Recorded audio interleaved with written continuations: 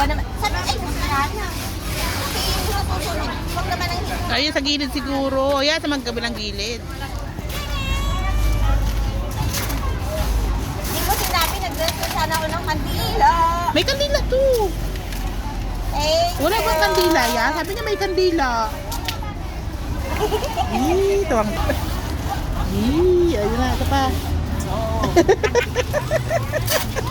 Sama mo siya. Sama mo siya. Sama. Wait lang. Hindi ba kandila yan? Sabi ko ba, sabi ka lang may kandila to.